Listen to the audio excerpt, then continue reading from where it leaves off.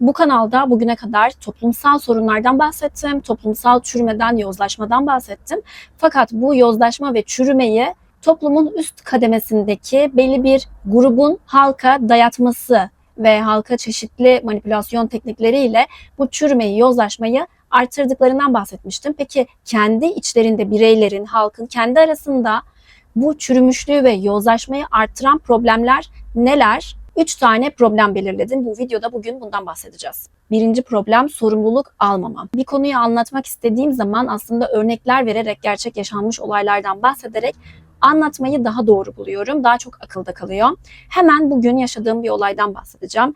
Ben konteyner alanında kalıyorum ve burada toplum kuralları var haliyle. Çünkü küçük alanlarda daha çok kişinin yaşadığı bir alan. Hani eviniz, apartmanınız gibi düşünmeyin. Burada yaptığınız bir şey başka birinin daha çok sınırını ihlal edebiliyor. Konteynerler arkalı önlü, kapıları farklı taraflara bakacak şekilde gibi düşünün ve o aralarda çalılar, yabani otlar bir anda çoğalmaya başlıyor. Bu otlar çoğalınca küçük yılanlardır, haşerelerdir. Bunlar da oralarda haliyle yaşıyor.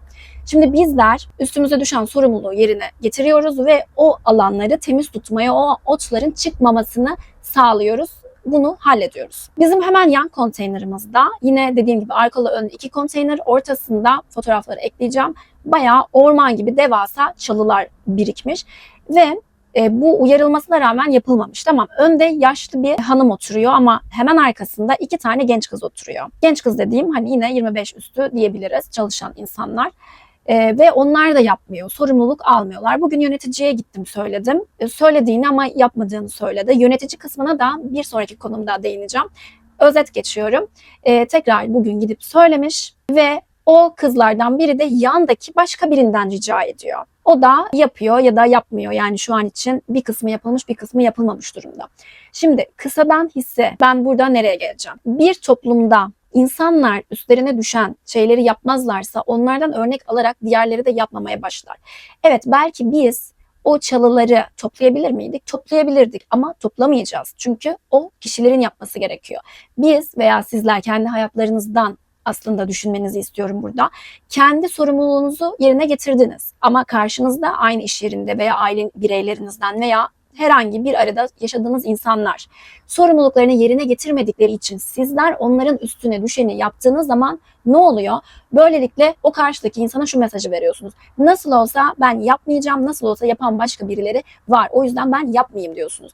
Böylece bir başkası görüyor, ondan örnek alıyor. Diyor ki falanca yapmıyor ama onun işi her zaman yapılıyor. O zaman ben de yapmayayım. Ve bu böyle büyüyor. Domino taşı gibi her yere sirayet ediyor. O yüzden toplumlarda kişilerin sorumluluk alması ve diğer sorumluluk alan kişilerin de gerekirse ısrarla her gün bunları o kişilere hatırlatmaları gerekiyor. İşte bizde bu konu eksik. Sorumsuz insanlar çok fazla ama sorumluluk alanlarda da şöyle bir suç oluyor bahsettiğim gibi. Bizler onların yapmadıklarını yapmaya çalışıyoruz. Böylelikle onlara cesaret veriyoruz. Yani evet, sen bunu yapma çünkü yapan olur. İş yerlerinde de bu böyle. Genellikle kurallara uyan, sorumluluk sahibi olan, her işi dört dörtlük yapan, erken bitiren, zamanında bitiren insanlara ceza verilir. Şöyle ceza verilir.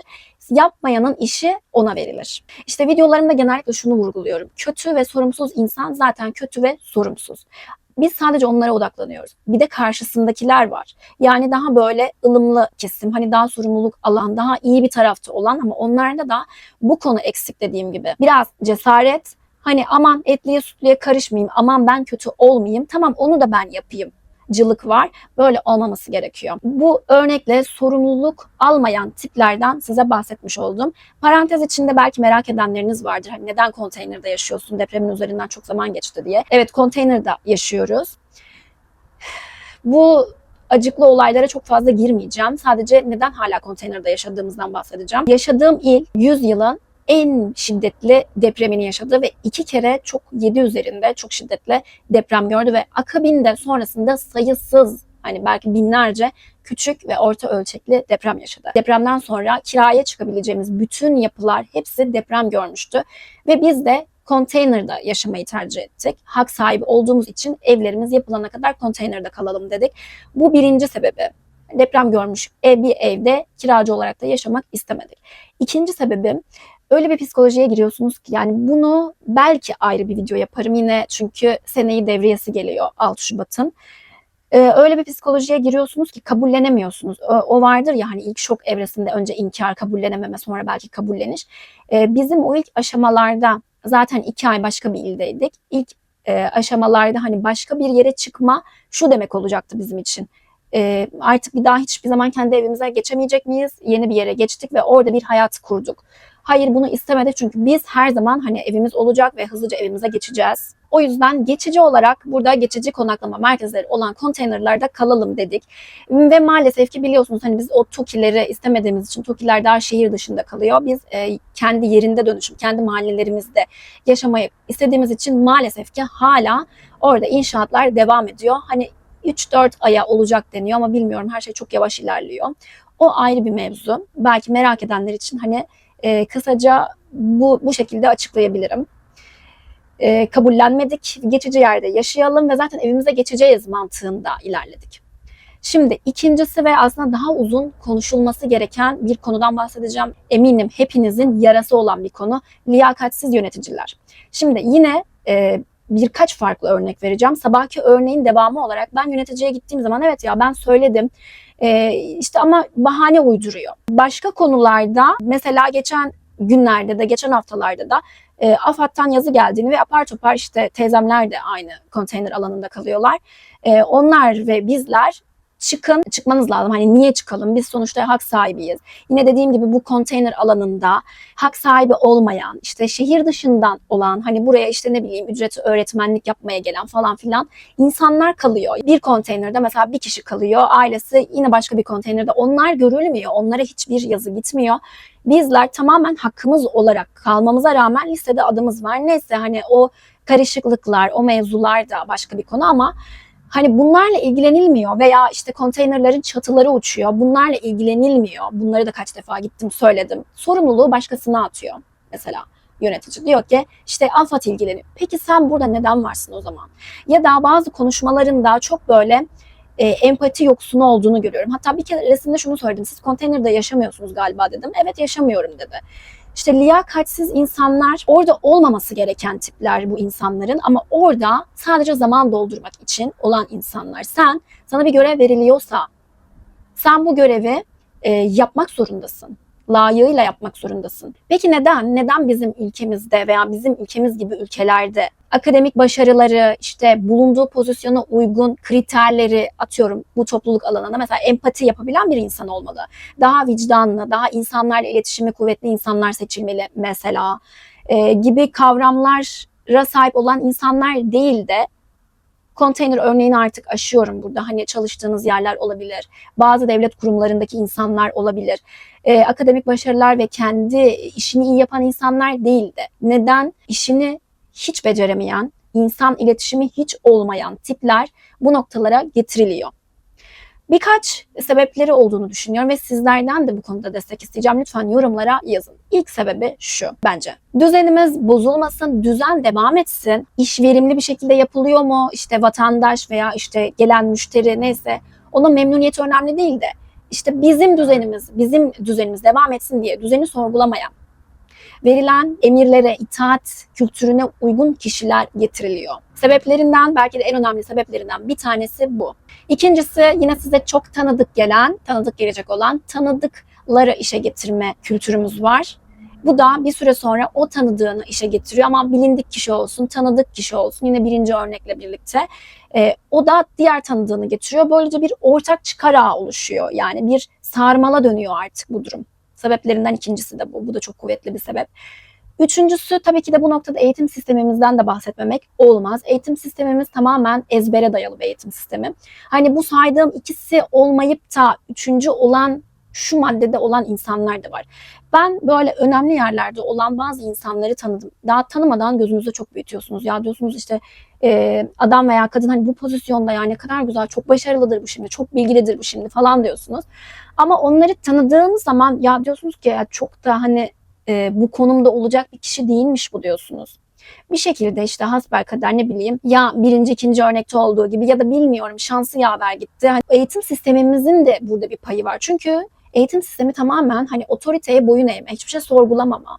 Bu arada tabii ki de kurallara ben katılıyorum. Kuralların olması gerektiğini düşünüyorum. Otoriteye boyun eğmek bazen gerekiyor ama yani tatlı bir sorgulama da olmalı. Sonuçta bu da hani sistemi besleyecek bir şey olması gerekiyor. Sorgulama sadece kötü bir şey olarak bakılmaması gerekiyor.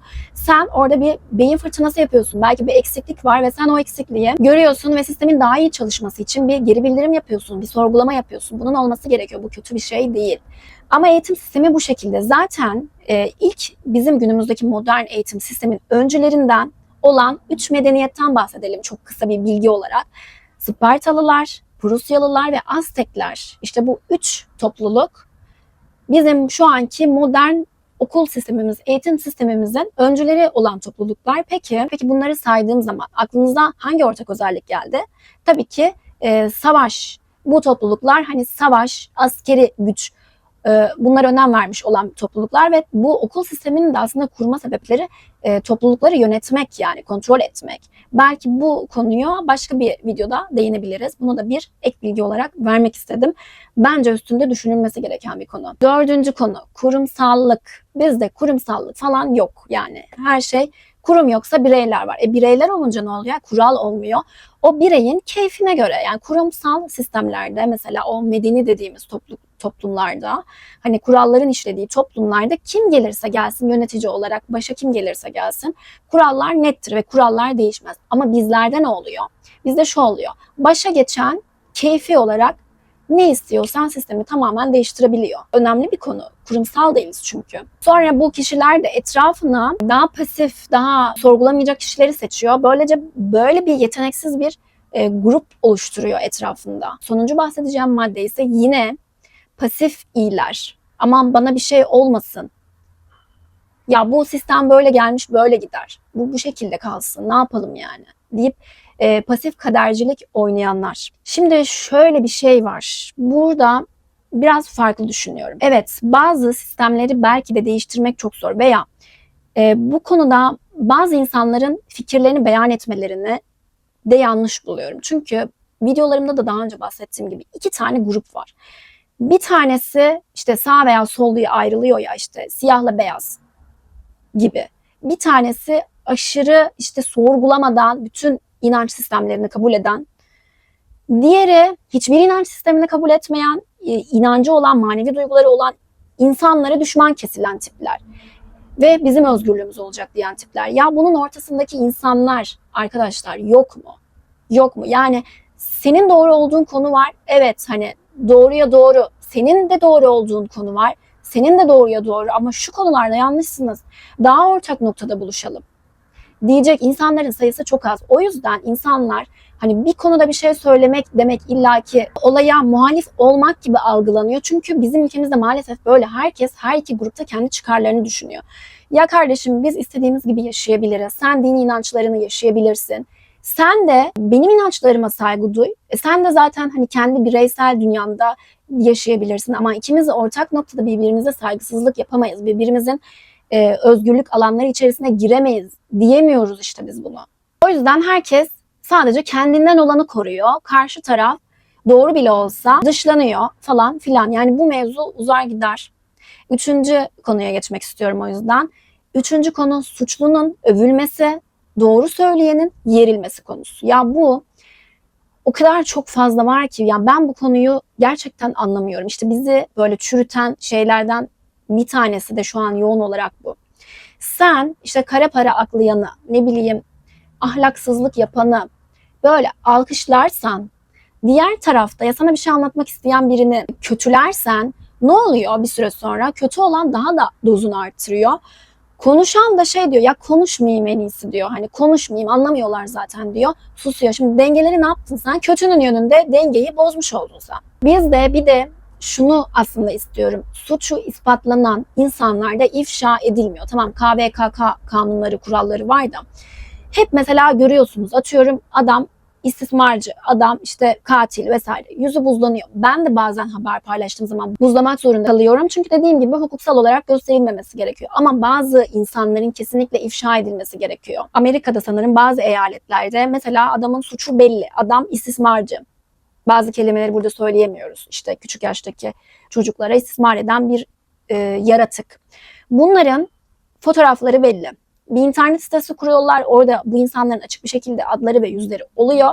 İnsanlar girip bakabiliyor, mahallesinde var mı böyle biri, veya işte ayağında elektronik kelepçeler, dışarıda diyelim ki suçu bitti. Ama bitmiyor işte. Bu insanların suçu hani 20 yıl alsa 20. yılın sonunda çıkıyor bu adam, rehabilite olmaz ki. Hani şu Ahmet Minguzi davasında dün karar çıktı. İkisi müebbet, ikisi 24 yıl, ikisi de serbest bırakıldı. Yani serbest bırakılanlar kim diyecek olursanız, bu suç işlenirken buna çanak tutanlar, hani buna yardım ve yataklık yapanlar. Şimdi sen o iki çocuğu, çocuk demek istemiyorum, ne diyeyim, yaratık diyeyim. O iki şeyi serbest bıraktın. Şimdi o ne yapacak yani? O düzeldi mi? Hayır. Bir sonraki suçunu işleyecek. Ve sen onu çıkartarak ne yapmış oluyorsun? Sen diğerlerini cesaretlendirmiş oluyorsun. İfşa edilmesi gerekiyor. Artık ya eskiden daha farklıydı.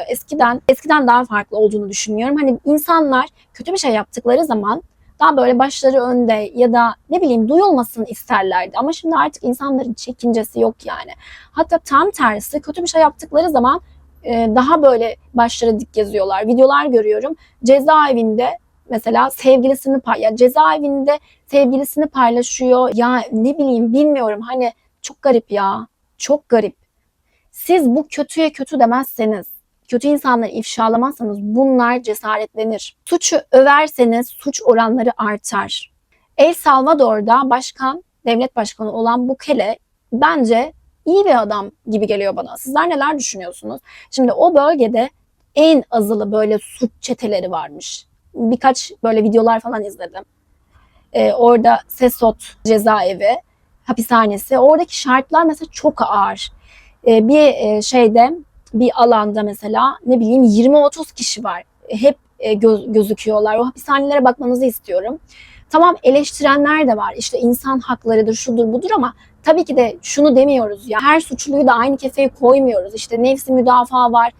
Taksirle ölüme sebep olma gibi şeyler hukukçular daha iyi bilir.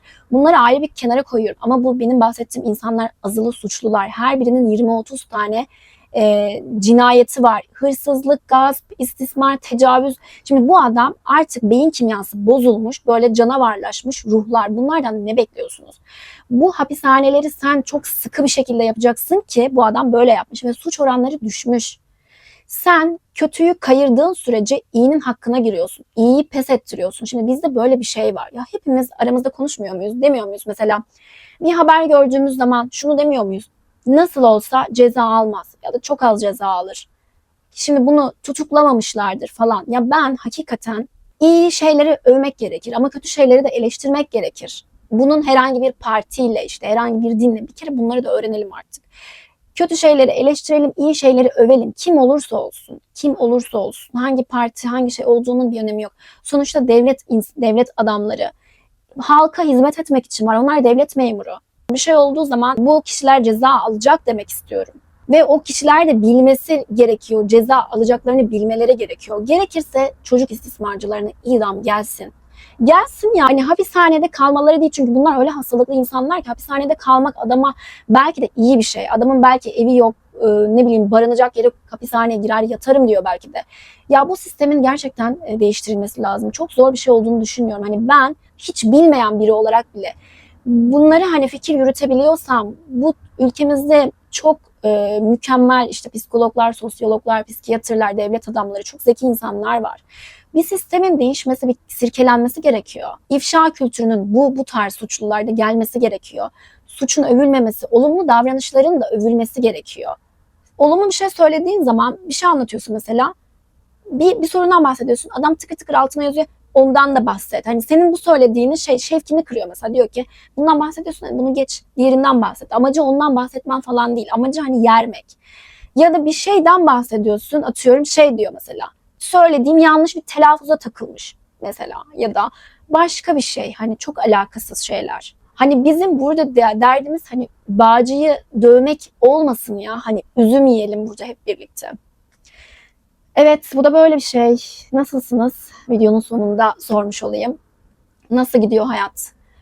Çok yorucu. Hayat yorucu bir şey. Hayat böyle düşünen, sorgulayan, hassas insanlar için gerçekten zor. Ama dediğim gibi kötüler, organize, iyiler ise daha pasif. Lütfen böyle kavga ederek değil, kaba şekilde değil.